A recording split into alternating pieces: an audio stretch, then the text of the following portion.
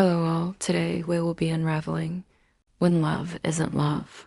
How to spot the red flags before you hand over your heartbeat. Diane, spiritual truth teller, humor enthusiast.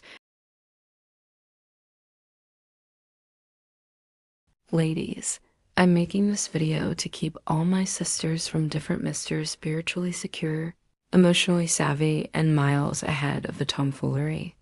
Let's be honest, dating in this era requires more discernment than ever. People show up with charm, curated personalities, and enough healed energy tucked to fill a self-help aisle. But charm is not character, and words are not wisdom.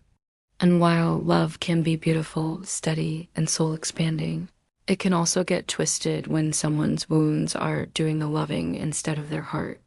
So before you hand your spirit, your peace, and your favorite coffee mug to a potential partner, it's worth learning how to spot the early signs of someone whose love might sour into resentment, hostility, or emotional chaos down the line, not because you're paranoid, but because you're wise. This isn't about fear, it's about discernment. It's about self-protection. It's about recognizing the difference between love and attachment before you get spiritually entangled with someone who mistakes control for connection. Now, let's get into it. Sometimes love doesn't turn into hate. Sometimes it was never love to begin with. It was attachment, control, fantasy, or ego wearing a romantic trench coat. And while that sounds dramatic, the signs are rarely dramatic at first. They're subtle, they're quiet. They're the spiritual equivalent of a flickering light bulb before the whole house goes dark. Here's how to recognize the patterns early, before you invest 20 years. 3 houseplants and your entire nervous system. 1. They can't handle no without melting down. A spiritually grounded person hears no and adjusts. An unhealed person hears no and takes it as a personal attack. If someone sulks, withdraws, guilt, trips, gets irritated, or acts like you've committed a felony because you set a boundary, that's not passion. That's emotional instability in a cute outfit. Love that can't tolerate boundaries isn't love, it's possession. 2. They rewrite reality when it doesn't favor them. If they twist your words, deny what they said, or insist their version of events is the only one that counts. Congratulations, you've met someone who treats truth like a suggestion. This is how resentment grows. This is how empathy dies. This is how relationships rot from the inside out. When someone can't hold accountability, they eventually hold you responsible for everything. 3.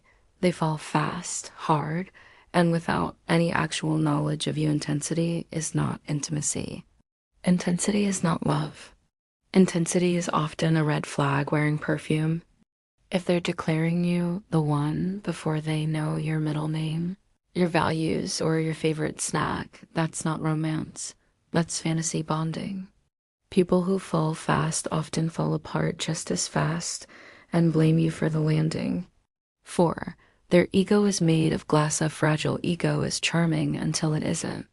If they can't laugh at themselves, get defensive over small things, need constant reassurance, crumble under feedback, you're dealing with someone who will eventually resent you for being human.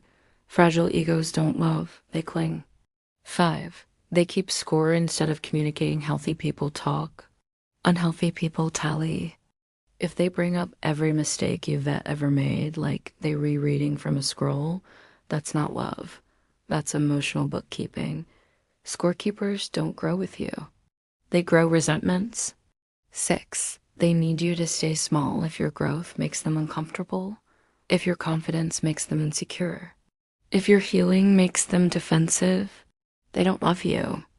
They love the version of you that doesn't challenge their comfort. When you evolve, they feel threatened, and that threat can turn into hostility. 7. They don't regulate their emotions. They discharge them. Pay attention to how they handle stress, disappointment, or frustration. If they explode, shut down, lash out, blame you, or make their emotions your responsibility, that's not passion. That's emotional volatility. People who can't regulate their emotions eventually weaponize them. Spiritual truth. Love doesn't become dangerous. Unhealed people do love itself doesn't rot. Love doesn't turn into hate.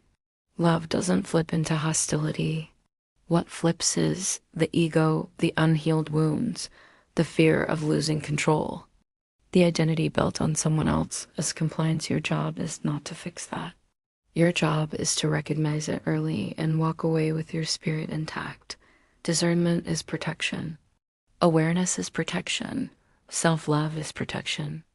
Final blessing, may your intuition speak loudly, your boundaries stand firmly, and your heart choose wisely.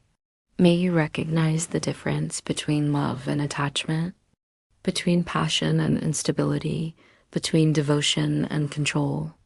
And may you never again mistake intensity for intimacy, or charm for character, or fantasy for a future. Your spirit deserves a love that grows, not a love that corrodes. Need more help? Check out the pros, healers, and spiritualists. Thanks for watching, DPC.